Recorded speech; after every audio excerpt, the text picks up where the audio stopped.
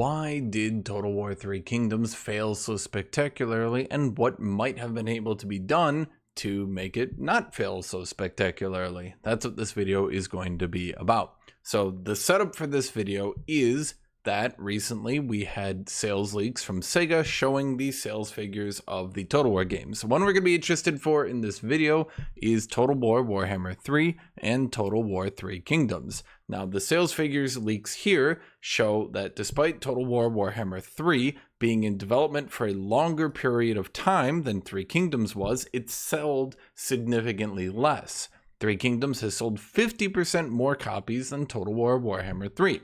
Total War 3 Kingdoms had a very troubled development, and the DLC was a complete disaster, which we'll get into, and the game was cancelled after 2 years. When the game came out, it sold 2.1 million copies on release, which is very high for a Total War game, but estimates have shown that was actually significantly less than Total War Rome 2, which we'll get into the degradation of a company, and then we'll get into the DLC. At any rate, the first year saw another 410,000 copies sold, then 230, then 230 again, even after it was canceled, 170,000, 70,000. The game continued to sell really good base copies, but it had its development canceled. Now, for those of you guys who don't know, that's because the DLC was awful.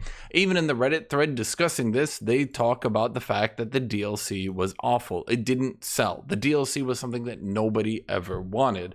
I was reading through this thread, and that's why I'm making this video as a whole. A lot of people seem to blame the fact that the DLC couldn't sell based on the unit diversity, based on it being a historical game, based on the lack of things that Total War could really do to invigorate the game. And I don't think that that's true. You have to work with the product that you have, right? And I'm going to be comparing a lot to Hearts of Iron 4 here, right? Hearts of Iron 4 is a historical game. Hearts of Iron 4 is a game set at a very specific time period. And despite that, it has been in development for 8 years now, and it has sold an unimaginable amount of copies. I think estimates pointed to almost 10 million copies sold, which is a AA developer, a low-end AA developed game.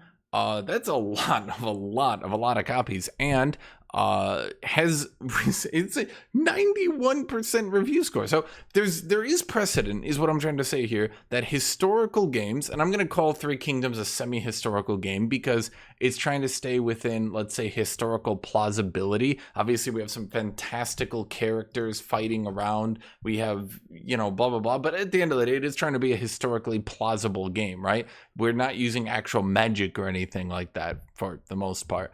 And so there is precedent that historical games can sell DLC, they can have long lifespans, and they can do really, really good. Before I go any further, make sure to like, make sure to subscribe, make sure to leave a comment down below on any of your thoughts. We're going to be going over a lot of different things here, and I'm sure some of you might disagree with my opinion, but I think I definitely have the right opinion on this one. Okay, let's talk about the setup to Total War 3 Kingdoms. The company that made Total War 3 Kingdoms was not in a good spot. The DLC for this game, and as we go over it further and further, you'll see a recurring problem of bugginess. The DLC for this game had a really big issue with bugginess. The company itself has a really big issue with quality. Creative Assembly is hit or miss, where sometimes their quality is really good, and sometimes their quality is really very not good. Going into this game, Creative Assembly was releasing a lot of games. A lot of people don't really understand how many Total War games get released. A lot. And this company spends maybe not enough time actually developing these games so that they can be released in a good state. To go over just how many games were being launched, we had Total War Shogun 2 released in 2011, Fall of Samurai released in 2014. That's why there's two different or was it 2014? It's something like that. There was Total War Shogun 2 and then a standalone expansion, Fall of the Samurai. That's 2011. 2013 is Rome 2. 2015 is Attila. This is when the problems, as you might imagine, begin. Warhammer releases 2016. So right after Attila, we've got Rome. Right after Attila, we've got Warhammer. Right after that, we've got Warhammer 2, a year after Warhammer. Right after that, we've got Total War Saga's Throne of Britannia. Right after that, we have 3 Kingdoms. Right after that, we had Troy. 2 years after that, we had Warhammer 3. Do you see the problem here? this company released a lot. And I don't think it's a bad thing for a company to be releasing lots of games, for sure, especially if they're kind of reusing assets or maybe limiting their scope. It's not a bad thing, but we can clearly see here that for games as ambitious and as large, especially as Three Kingdoms was trying to be, that they were putting a lot onto their plate and they were trying to do a lot. Now, let's talk about the difference of DLC policies between Total War games and Paradox games. Both these games tend to have a lot of DLC. We can see even in 2 years, this game managed to get a lot of DLC. In 8 years, Hearts of Iron has managed to get a lot of DLC as well. And what's funny is this list would be all the way down to like here, all the way down here, had they not incorporated so many of their earlier expansions into the base game so that new people could continue to get into the game and not have to spend $9 gajillion, right? Let's talk about the difference here. Paradox games tend to add to the base game in each DLC, meaning we will add features that every single country, every single faction can use over and over again in each different DLC. So that if you continue to come back to, let's say, Hearts of Iron and all you want to do is play Poland, you could come back on every single DLC and there's probably going to be some new content, some new features for you to experience, right? If we look at another game, Europa Universalis 4, we can see a similar tend of DLC here. All these DLC add to the base game in some different way so that you can continue to come back and both experience the new countries with their new content, but also come back and play your favorite country with their content. Now, Total War, on the other hand, and some people very much do prefer this DLC policy. I think this DLC policy does have its merits for sure, but it also has some serious, rather significant flaws. Total War games, anything that affects the base game tends to be put into a patch. And if you come back and you want to play your favorite country, you play, or your favorite character, whatever, thing like that. You come back every time there's a patch and you play it and you got new content. And that's cool, right? And you continue to come back and you play your favorite faction, your favorite character over and over again. Now, the only issue is that this tends to sell less copies. Hearts of Iron tends to sell more copies of DLC because we're adding to the base game. And while there are definitely reworks for the base game in each patch, so definitely, I'm not saying the game isn't like improving patch to patch. Even if you didn't buy any DLC, your game would slightly improve patch to patch. If you want to see the majority of those improvements, you're going to have to buy the DLC.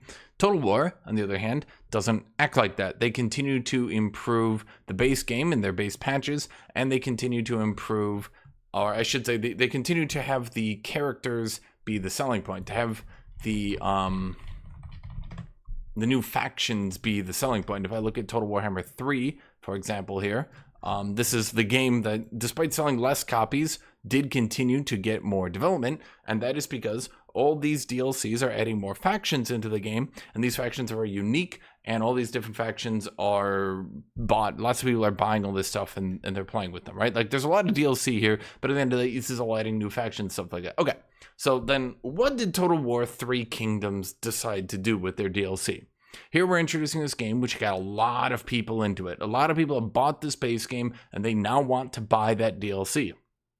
In my opinion, I definitely think it's wrong for a lot of people. Look at these huge DLC lists and they go, by God, that's terrible. How could I actually like this? Personally, I look at this and I look at the EU4 period of my life where I bought every EU4 DLC as it came out as like one of the highlights of my life. This is like a very energetic time period, right?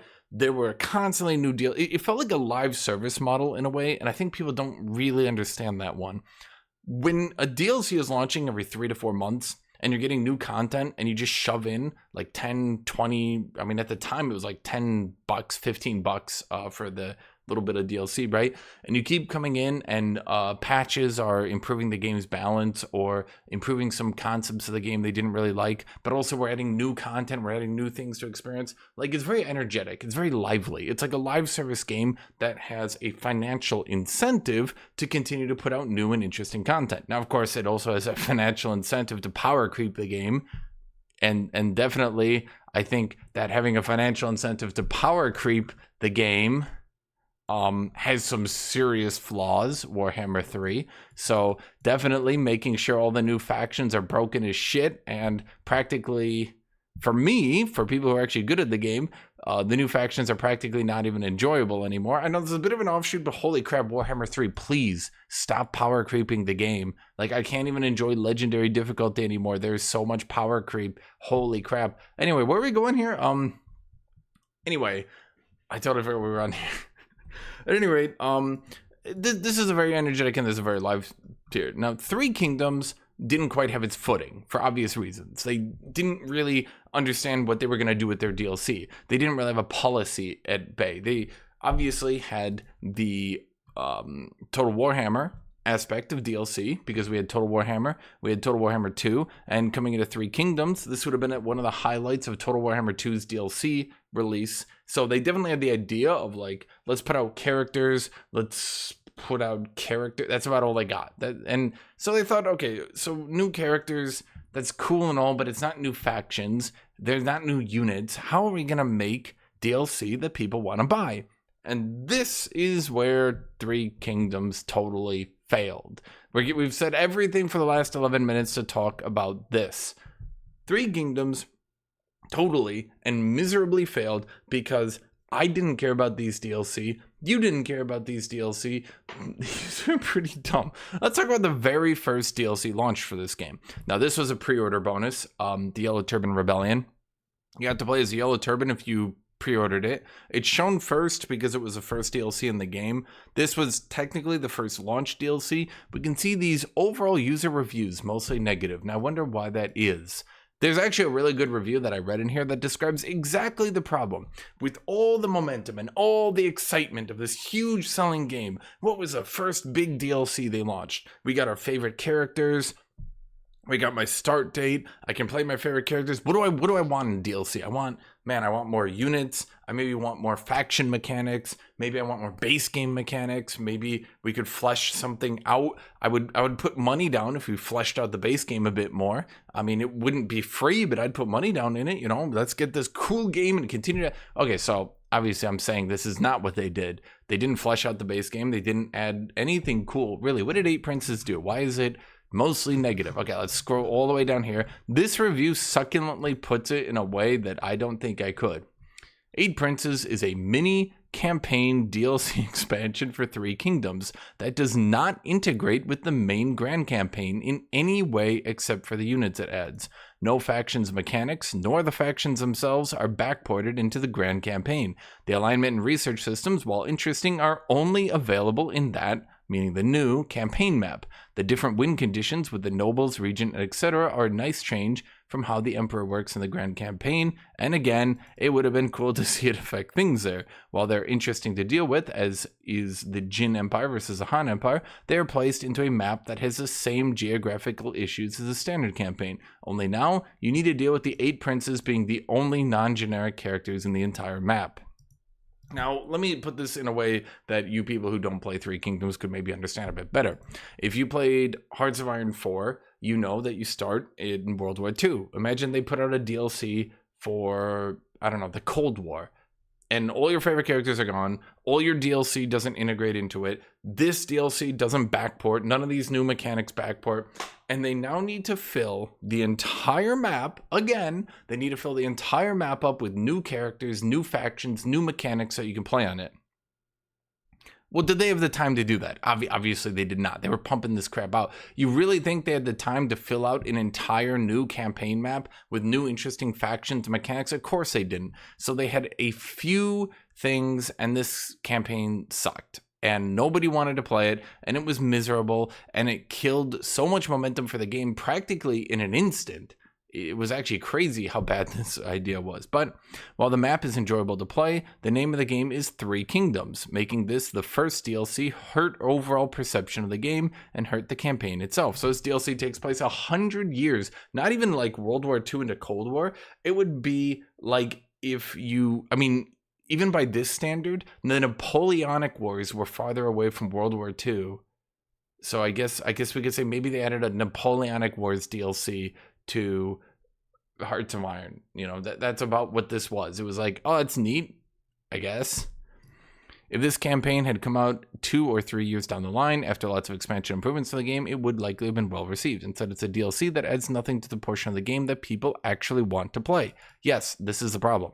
And I've been clamoring for improvements too for months. On top of that, playing the DLC only exacerbates the issues that are present in the main campaign. The South being empty, a lack of legendary characters, and a mostly unified and samey unit roster that doesn't incentivize using anything behind blah blah blah blah blah blah.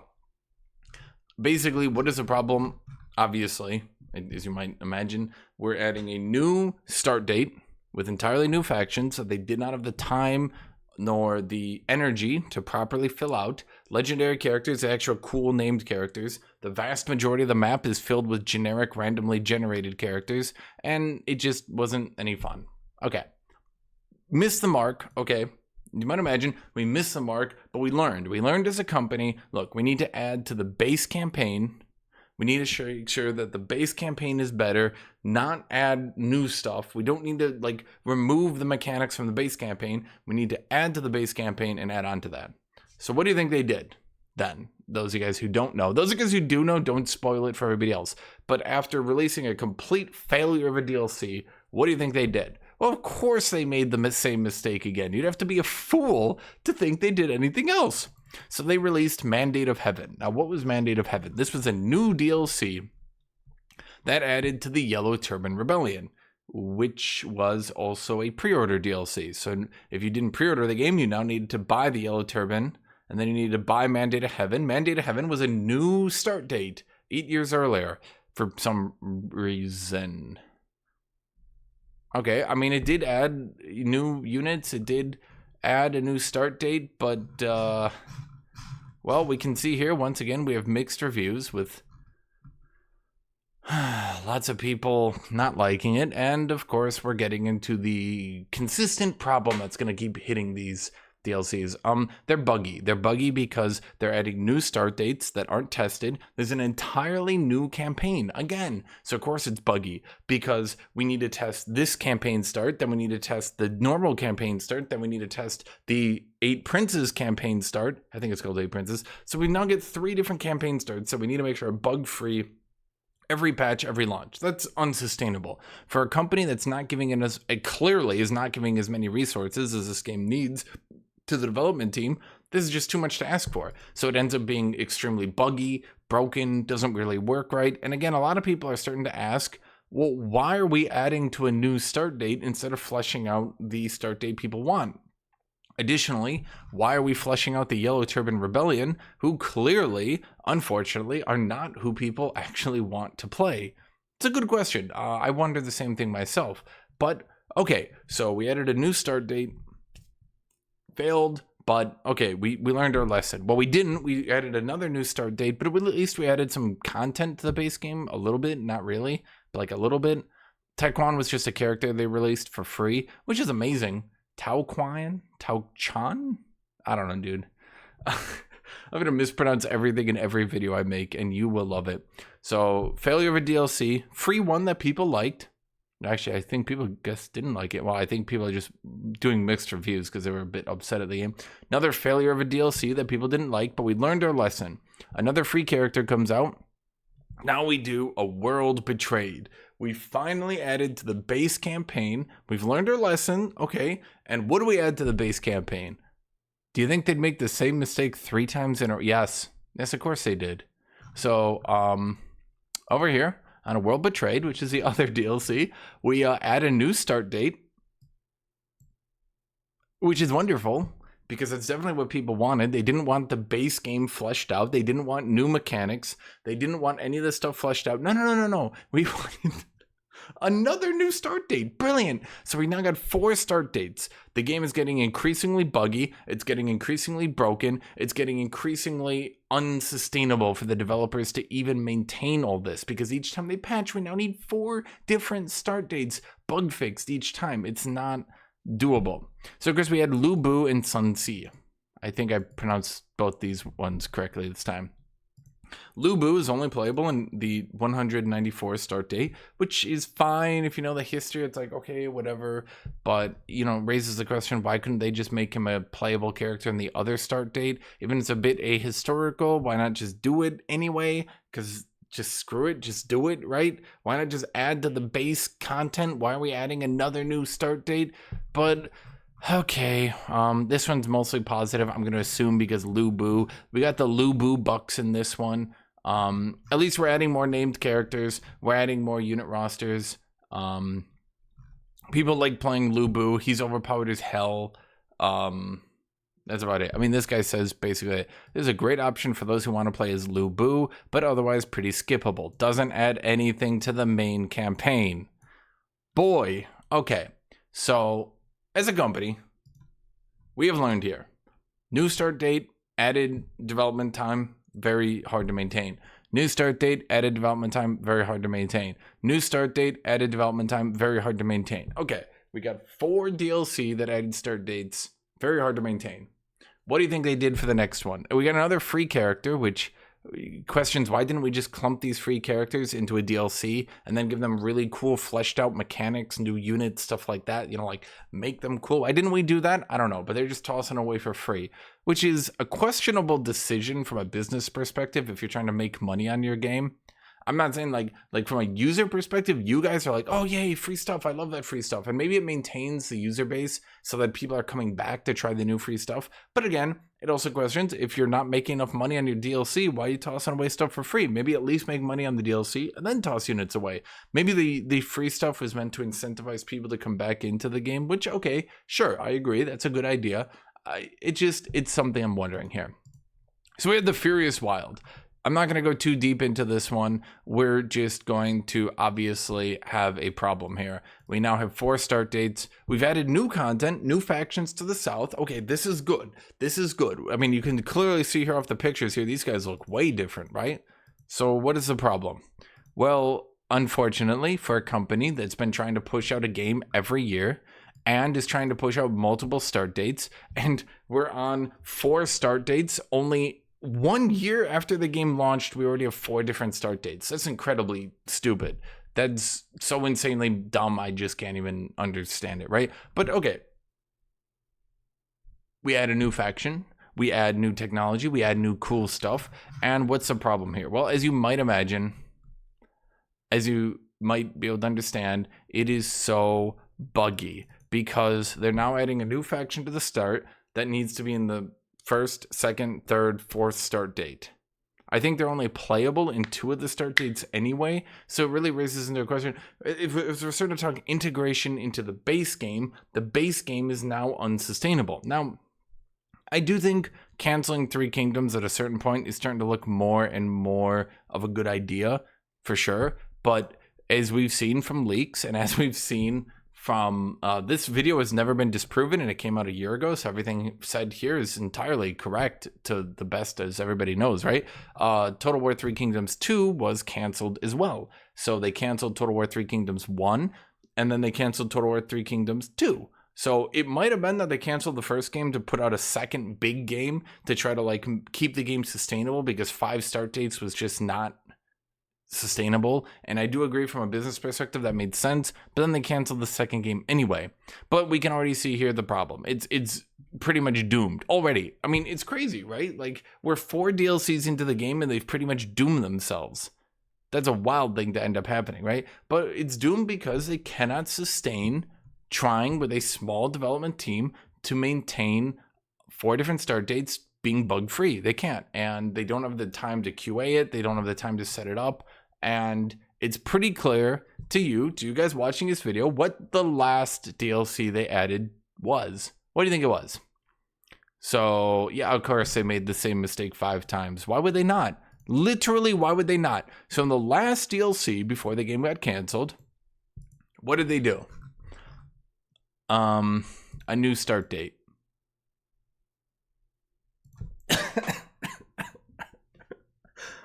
It's honestly, like, it's so hilarious. Like, 5 times. I don't know, dude. Anyway, yep, everyone dislikes it. It's poorly rated. A, because it got the game canceled. B, because we added another start date. I don't know. So at least this one fleshed out some of the base game mechanics. I'll grant you that. And we did add some new, the faction could be used in different start dates, but this is too little too late.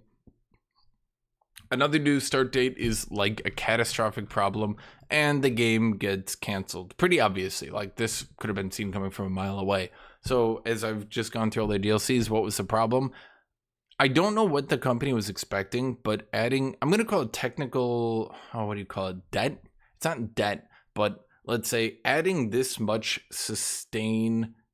maintenance fee to your game, that each time you now patch the game, we now have 1, 2, 3, 4, 5 different start dates that we need a bug fix. That's, I mean, it doesn't seem like a lot when I say it like that, but that's 5 times the development team needs to have their QA test things. Okay, so we put out a patch, right?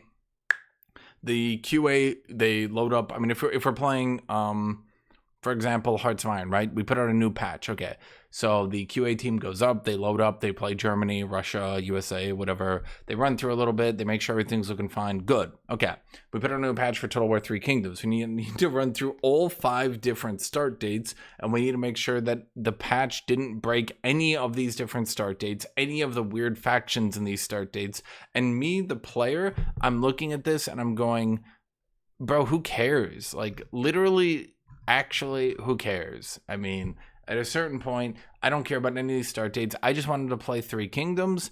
They added 1 faction to the south, the Nanman, who are buggy as hell, and people generally just find too buggy to be enjoyable. They added the Yellow Turban Rebellion, which realistically really should not have been focused on, because by the main start date, they were almost entirely wiped out. We didn't add Korea. We didn't add the steppe tribes in the north. We didn't try to flesh out any of the factions to have like their own tech tree or their own roster or anything like that.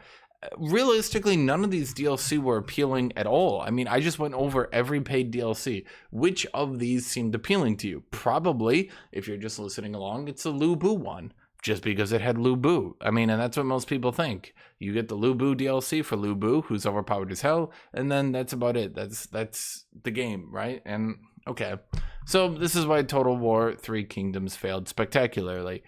In my opinion, it's not because a historical game couldn't have new content. It's not because I don't even know the right way to put it. It's not because historical games couldn't have new content. It's not because they already had the characters in the game. I mean, we can see here in Hearts of Iron, they've added national focuses to nations and redone nations multiple times now. And after they redo a nation the second time, all they do is they just put the nation's first content into the base game, and then they just charge again to redo it again. And I think that's fine, in my opinion. Some people might be mad at that. Some people might call that exploitive. I don't think it is at all, to be honest, at all, not even slightly.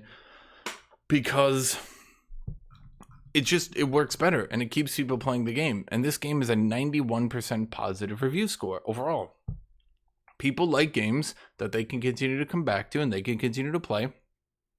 People like games that, even if it's a live service game, they continue to buy the DLC and it expands. As long as the DLC expands the game and makes it better, people enjoy that. People do not enjoy games where effectively they're trying to buy 5 different games. I mean, realistically, when you think about it, you're buying 5 different games if you buy all the DLC. That's 5 different start dates. That's 5 different things that you're trying to flesh out. And none of them, after 2 years of development, it didn't feel to me, or I think anybody else, like the developers had really spent enough time actually fleshing out the base game. So anyway, Total War 3 Kingdoms, why did it fail? Because they kept adding technical debt to actually add nothing to the game. They kept hurting themselves to not actually improve the game or gain anything. Do you agree? Do you disagree? Is my opinion right, wrong? Tell me. I don't know. So that's it. Thank you all for watching. Thank you all for being here. Thank you, everybody. And as always, have a great rest of your day.